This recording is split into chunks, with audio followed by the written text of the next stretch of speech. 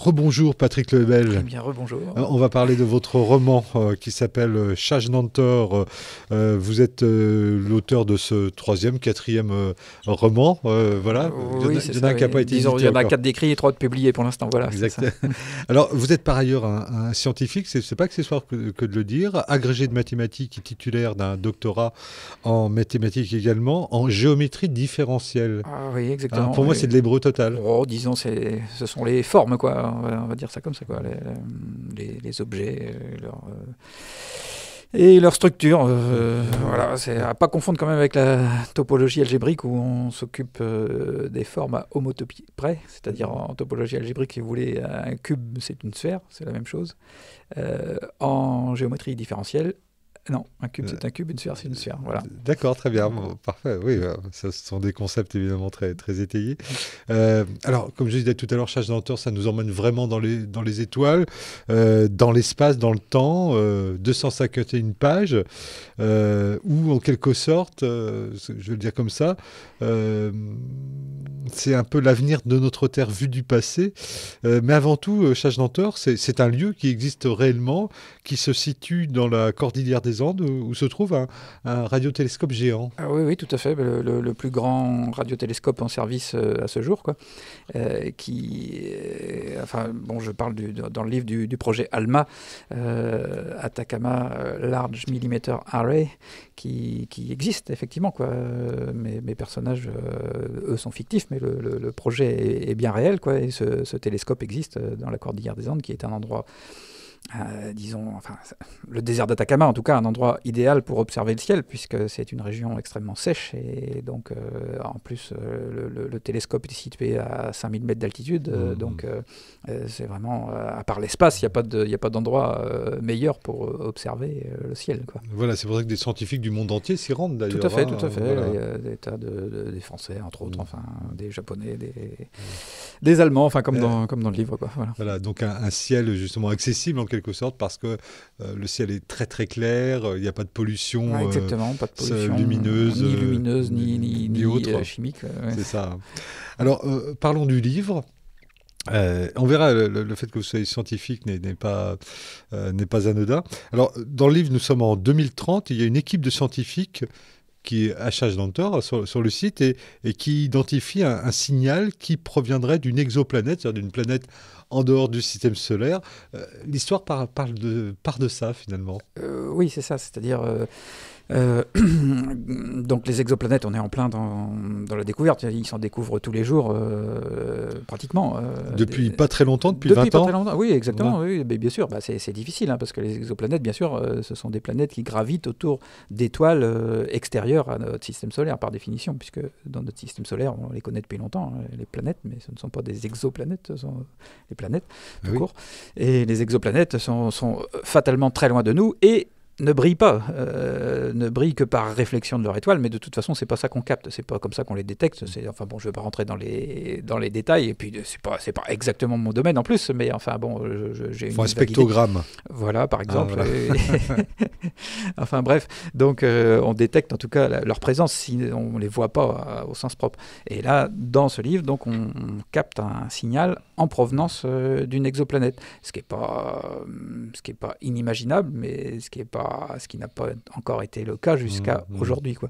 Et bon, je m'appuie, on s'apercevra dans le roman, je ne veux pas tout dévoiler, mais non, bien sûr, c'est cela, on s'apercevra que l'exoplanète en question, en fait, n'est autre que la Terre. Et pourtant, elle est située à 217 années-lumière, c'est-à-dire un certain nombre de milliards de kilomètres d'ici.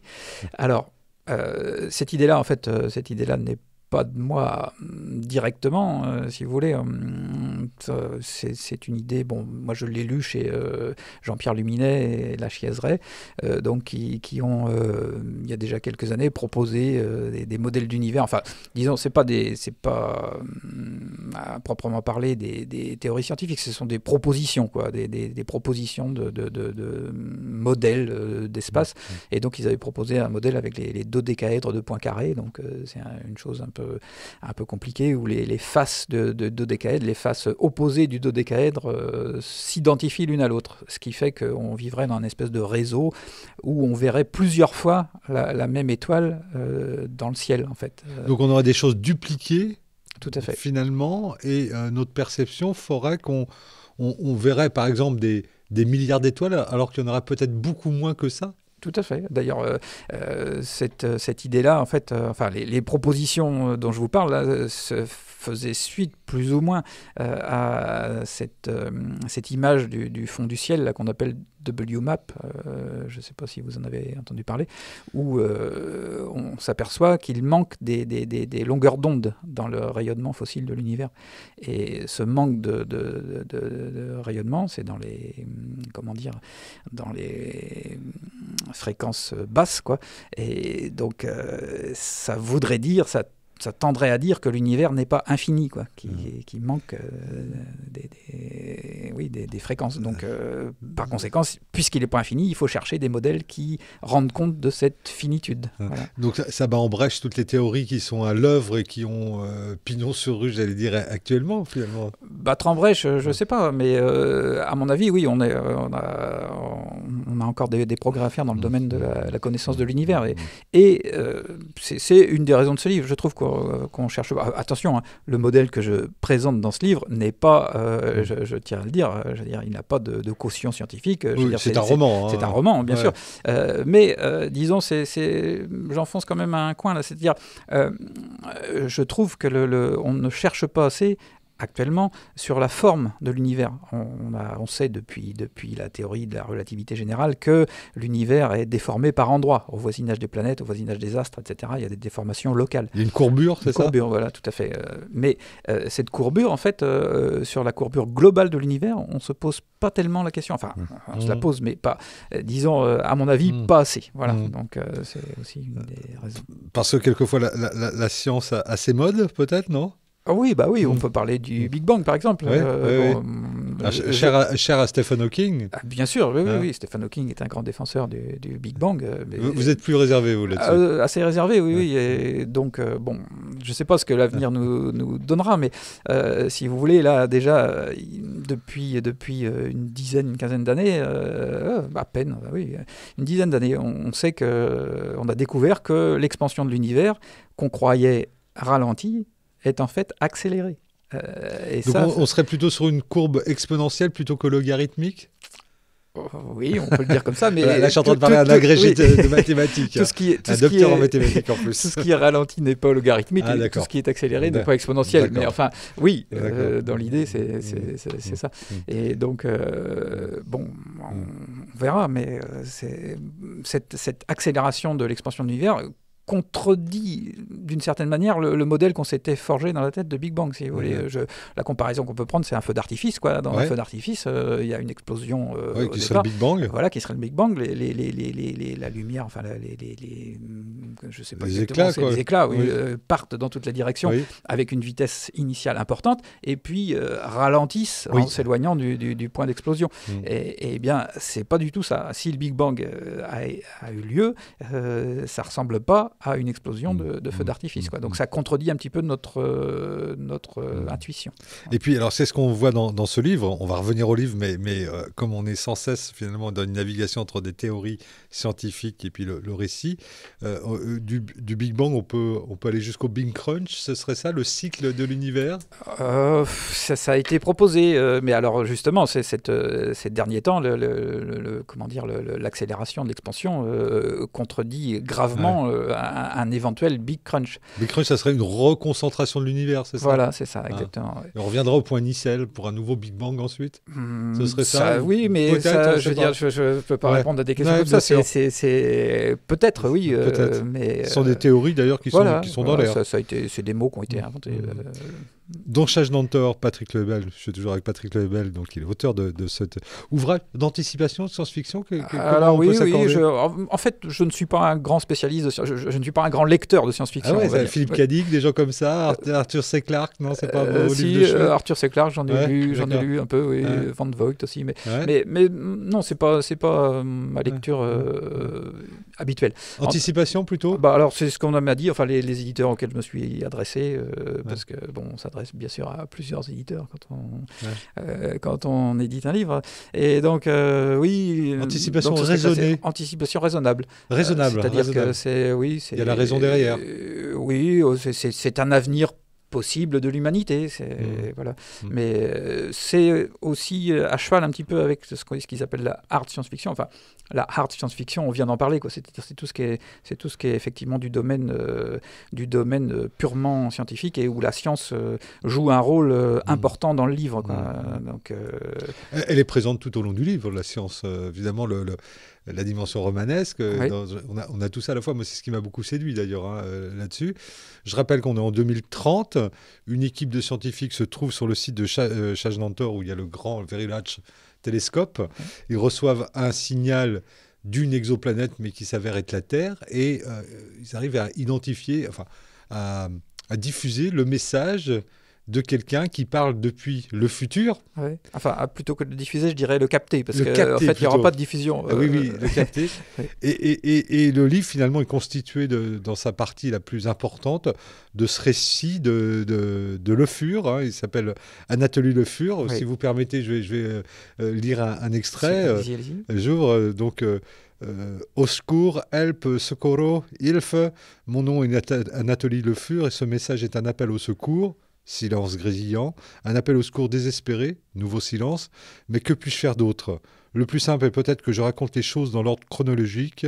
Je suis né en 2084 dans ce qui était encore la France et qui allait devenir le secteur W Europe. À cette époque, mais ceux qui m'entendent le savent peut-être déjà, je ne suis pas sûr de ma visée, je ne suis pas sûr que quelqu'un m'entende jamais. La Terre comptait encore environ 10 milliards d'habitants. Ça me fait tout drôle de dire ça aujourd'hui. Je referme les guillemets. Et donc, le discours se déroule. Et finalement, il nous raconte notre propre fin. Oui, effectivement. Oui. Donc, vous aurez remarqué la date de 2084, oui, naissance du héros. C'est évidemment un clin d'œil à 1984 de George Orwell. Oui. Il est né à Saint-Nazaire, le héros, d'ailleurs. Oui, pourquoi pas. Oui. Voilà, c'est moi qui vis à Saint-Nazaire. Voilà, c'est ça. Oui. Oui, c'est 1984, donc, qui fait référence à Orwell. Et donc, ce livre-là développe, dans la partie, disons, anticipation raisonnable, on est sur un système politique qui n'est pas sans rapport avec le monde d'Orwell, quoi, cette espèce de dictature. Sauf que dans le monde d'Orwell, il y avait quand même un extérieur, c'est-à-dire que l'État où se passe le roman est en guerre contre d'autres États. Et or, dans mon roman, non, c'est fini. Il y a eu une partie que va nous raconter Anatoly Le Fur de guerre, etc., de confrontation. Mais là, ça y est, on est dans un univers enfin globalisé. Unifié, voilà. Mais avec ses fragilités, c'est le moins qu'on puisse dire. Alors voilà. Et ses dérives, oui, plutôt. Oui. Hein. Je vous propose de prendre une petite respiration sonore, tiens. On parlait d'exoplanètes. On a eu le grand plaisir de rencontrer il y a quelques semaines, c'était au mois d'octobre, Michel Mayor, qui est le premier découvreur d'une exoplanète. C'est quelqu'un qui est nobélisable. C'est assez marrant que vous voyez, on soit dans une époque où on ait encore ces gens-là présents parmi nous, quoi. C'est l'actualité. Et c'était très révolutionnaire, sa découverte. Hein. C'est un astronome suisse. On va l'écouter, il nous explique un peu comment tout ça s'est produit. Je crois que maintenant, il y a près de 2000 exoplanètes qui ont été découvertes. J'ai vraiment pas la mémoire des chiffres, mais oui, de cet ordre-là. Ça. On écoute Michel Mayor, c'est une sorte de cadeau de début d'année qu'on vous fait, Patrick, qu'on se fait. Et puis on revient à Chage-Nanter, votre roman tout de suite. On écoute Michel Mayor. 1995, vous découvrez, c'est une première mondiale très importante, la première planète située en dehors du système solaire. Alors, est-ce que vous pouvez nous rappeler le contexte de cette découverte ? Comment vous la découvrez, cette planète ? Ça demandait combien de temps de recherche et puis quelle méthode avez-vous utilisée ? Bon, c'est toujours difficile de dire quel est le point de départ. Bon, moi, j'ai commencé à m'intéresser à la mesure des vitesses d'étoiles, les vitesses le long de la ligne de visée des étoiles, pour des raisons totalement différentes qui n'avaient rien à voir avec les planètes, mais déjà il y a 30 ans, comme ça. Évidemment, on ne parlait pas encore d'instruments avec la précision. Et puis, on y a pris goût, c'était fantastique comme domaine, on pouvait faire des progrès incroyables. Et puis, en 1990, eh bien, le directeur de l'Observatoire de Haute-Provence nous a demandé, à André Barran et à moi-même, de développer un nouvel instrument de ce type-là, puisqu'il y avait eu des gains de technologie qui s'étaient passés entre-temps. Et c'est ce qui s'est fait.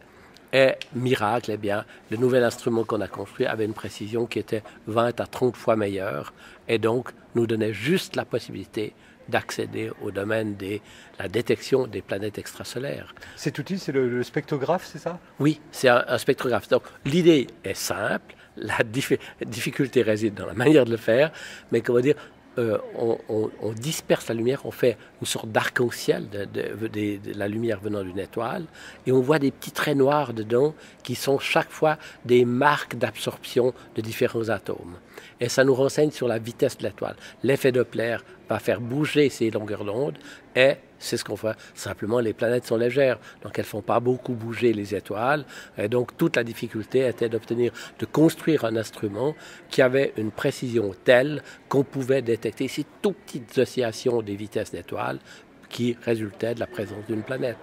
Déjà, la mise en œuvre de cette méthode, c'est un travail considérable, j'imagine, qui est le fruit de recherches qui vous précèdent beaucoup, Michel Mayor. Oui, ben, comment dire, ça relève, disons, il y a plus de 100 ans avec la détection de l'effet Doppler-Fizeau, comme ça, qui affecte tous les phénomènes ondulatoires, les ondes acoustiques, le changement de tonalité d'une ambulance qui vient, qui part, enfin tout ça. Par contre, dans le domaine des lumineux, eh bien, c'est utilisé aussi depuis à peu près un siècle pour mesurer des vitesses d'étoiles. Mais là, la difficulté venait d'avoir un instrument avec une sensibilité, une stabilité absolument époustouflante. On mesure des changements de longueur d'onde du milliardième actuellement. Donc, on mesure des changements de vitesse des étoiles qui sont équivalentes à la vitesse d'un piéton. Voilà. Donc ça, c'était la difficulté de ce genre d'exercice. Eh bien, maintenant, depuis 20 ans, c'est un domaine qui a explosé. Des milliers de planètes extrasolaires. On a de la peine à imaginer qu'il y a encore 20 ans, on n'en avait jamais découvert une, et puis que maintenant, on en a des milliers. Et puis, on apprend. Chaque jour, c'est des découvertes différentes. Elles ne sont jamais comme on s'y attend. C'est des planètes qui ont des orbites très allongées. Dans le système solaire, elles tournent bien gentiment en rond. Il y en a qui tournent en quelques heures de période. Incroyable. Tout près de l'étoile. On trouve tout. Voilà, un étonnement permanent dans la voix de Michel Mayor qui a découvert la première exoplanète, donc la première planète en dehors de notre système solaire, c'était en 1995. Et puis, j'ai noté une expression, les planètes sont légères. Enfin, je trouve qu'il y a vraiment de la poésie, puis une grande rigueur scientifique, on le conçoit tout à fait. Patrick Lehebel, vous qui êtes un scientifique, j'imagine que vous avez apprécié les propos de Michel Mayor. Ah oui, tout à fait, oui. C'est là où on voit que la réalité dépasse même presque la fiction, quoi. C'est incroyable ce qu'on trouve. Voilà. Et les perspectives ouvertes par cette découverte. Sûr, vous aussi, vous ouvrez des perspectives dans votre livre, ce récit, dans Chajnantor. D'une autre manière. D'une autre manière, mais en tout cas de façon romanesque, mais étayée par votre formation scientifique. Vous avez un doctorat de mathématiques, vous êtes agrégé de mathématiques également, et auteur, donc. Voilà. Et alors. Vous êtes un observateur, évidemment, en plus de cette formation scientifique. Dans votre livre, l'humanité, elle part en vrille totalement. Il y est question d'un homme qui serait amélioré, augmenté, mais finalement tout ça lui cause sa perte. Oui. Enfin, c'est-à-dire, pour répondre à votre question, enfin, disons, oui, il est question effectivement de génétique dans ce livre, non seulement de cosmologie, mais de génétique. Oui. Alors là, c'est moins mon domaine. Enfin, la cosmologie non plus. Mais bon, la cosmologie, c'est quand même assez proche de la géométrie différentielle, bien sûr. Par contre, la génétique, c'est pas mon domaine. Mais bon, la science, c'est votre domaine au sens large. Moi, je suis un nostalgique de la période aristotélicienne, si vous voulez, où le scientifique pouvait être à la fois mathématicien, philosophe, physicien, naturaliste. Voilà. Donc, c'est un petit peu mon problème. D'ailleurs, je suis un peu trop touche à tout, et voilà, tout m'intéresse. Voilà. Et en particulier la génétique. Et donc, dans ce livre-là, effectivement, je développe une idée qui n'est là non plus, qui n'est pas forcément de moi. Enfin, je veux dire, il y en a d'autres qui y ont pensé, évidemment, qui est une amélioration génétique à laquelle plutôt l'humanité a rêvé de tout temps. Comment acquérir l'immortalité. Oui. Et or, disons, à mon avis, tout ce qu'on entend maintenant dire sur la transhumanité, etc., ou sur l'allongement espéré dans les années qui viennent de la longévité, à mon avis, c'est un petit peu une fausse piste. C'est-à-dire qu'on a une piste, c'est-à-dire on raisonne comme si l'homme était une machine. C'est-à-dire on va lui changer le cœur, on va lui fabriquer un foie. On se dirige vers ça, quoi. On se dirige vers ça, oui, d'une certaine manière. Mais je pense qu'à l'horizon de peut-être une cinquantaine d'années, ce ne sera pas ça le véritable avenir. Concernant la longévité, je veux dire. C'est-à-dire qu'effectivement, tout le monde peut observer que chaque espèce, que la longévité est une caractéristique génétique de l'espèce. Ça, c'est dans son ADN. Exactement. Hein. C'est-à-dire que mais si on modifie cet ADN, on modifie également la longévité. Puisqu'on est capable de fabriquer des OGM, c'est-à-dire on est capable de bricoler. Enfin, actuellement, il ne faut pas oublier qu'on est quand même beaucoup au niveau du bricolage, un petit peu au niveau apprenti sorcier, etc. Donc, on arrive quand même. On arrive à mettre des tronçons d'ADN d'une espèce à l'intérieur d'une autre. Par exemple, je ne sais pas, ils ont réussi à fabriquer des cochons fluorescents, des trucs comme ça, des choses incroyables. Mais tout ça, c'est en bricolant l'ADN. Donc, on prend des petits morceaux d'ADN dans... C'est un gène de poisson, je crois, ou de méduse qui rendait fluo les cochons. Exactement, oui, tout à fait. Donc, on prend dans une espèce, on introduit dans... Mais alors, bien sûr, ça ne se fait pas dans le cochon adulte, et c'est dans les embryons. Voilà, des cellules souches. Voilà, non, cellules souches, c'est encore autre chose. Attention, c'est encore autre chose, d'accord. Cellules souches, c'est cellules germinales, c'est pas pareil.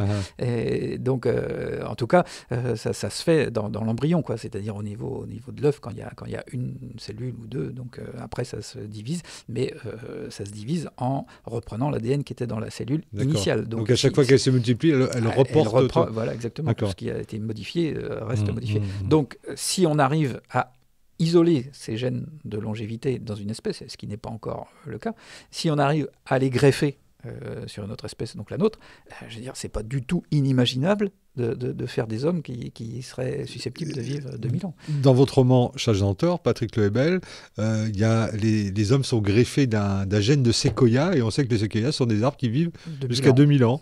Voilà. Et donc ça, on est dans l'anticipation plus que dans la science-fiction ? À mon avis, oui. Mais on verra. Et alors, évidemment, tout ça, il faut le penser, parce qu'on voit bien dans le livre qu'il y a des choses qui arrivent pour une humanité où les gens vivraient 2000 ans. Je veux dire, déjà à l'heure actuelle, on est là en train de se couper les cheveux en quatre pour régler le problème des retraites, etc. Donc, avec une longévité de 2000 ans, tout ça est changé. Et puis, en ce qui concerne la surpopulation, on y va... Enfin, je veux dire, on va à des problèmes évidents. Mais oui, sauf que peut-être... si Google investit des milliards de dollars dans le transhumanisme, c'est peut-être pour des happy few, pour le dire en bon français, et quelques privilégiés qui pourraient avoir une longévité de plusieurs siècles. C'est vrai, mais on le voit aussi dans le livre. Au début, ce que j'appelle l'intrajection est réservé à ces happy few dont vous parlez. Mais très rapidement, je veux dire, l'effet d'échelle fait que tout le monde... ou presque y a accès, quoi. Il y a un marché qui se développe, c'est comme l'automobile. Au départ, c'était pour les aristos ou les gens friqués, mais voilà, c'est beaucoup étendu. Alors, on va pas raconter... moi, j'ai vraiment... j'étais emporté par les 251 pages de ce roman. Je pense que le mélange avec les théories scientifiques, votre formation n'est pas étranger à ça. C'est un roman, somme toute, pessimiste. Oui, on peut le dire, mais bon, c'est un pessimisme, comment dire, vous savez, je pense pas être seul dans ce cas-là. Quand on écrit un livre, on se laisse un petit peu emmener par son histoire ou par ses personnages. Si vous voulez, quand je commence un livre, je sais exactement où je veux aller. Mais comment je vais y aller, ça, c'est pas encore fait, quoi. Et en fait, quand on écrit, on se fait un petit peu prendre au jeu et au piège, et donc en fait j'aurais tendance à dire que c'est un pessimisme un peu fortuit, quoi. C'est-à-dire que ça aurait pu mieux se passer, c'est-à-dire que ce soit au point de vue politique ou au point de vue génétique, les choses auraient pu se passer de manière idyllique. mais le roman n'aurait peut-être pas été très intéressant. Oui. Et c'est une grande trajectoire finalement qui nous emmène jusqu'à l'an 3427. Et c'est vrai qu'on n'a pas forcément l'habitude de se projeter aussi loin. Finalement, ce qui n'est rien à l'échelle du temps. Ah, tout à fait, oui. C'est insignifiant. C'est insignifiant. Je dirais même que j'ai un petit peu triché à ce niveau-là, parce que si on voulait reprendre mon modèle d'univers et si on voulait essayer de le faire correspondre le modèle sphérique, là, avec la spirale du temps. Voilà, la spirale du temps, et qu'on le comparerait aux dates que j'ai données là, on s'apercevrait que c'est un petit peu court en fait, mais bon, je veux dire, là on a des contraintes après romanesques qu'on peut pas. Si j'avais vraiment voulu donner la vraie longueur, je veux dire, ça se serait pas chiffré en quelques milliers d'années, mais peut-être en quelques millions d'années. Donc là, ça aurait été carrément trop long pour une vie. Une question que j'aurais pu vous poser dès le départ de notre discussion, Patrick Le Hebel, elle vient d'où l'idée de ce sujet, de ce livre ? Est-ce que vous le savez déjà ? Non. Est-ce qu'on le sait ? Je ne sais pas si on le sait. Bon, la plupart, enfin, tous les livres que j'ai écrits jusqu'à présent, en fait, c'est des idées qui me trottaient dans la tête d'une manière plus ou moins précise, plus ou moins aboutie. Et en fait, l'écriture du roman cristallise un peu tout ça, si vous voulez. Quoi.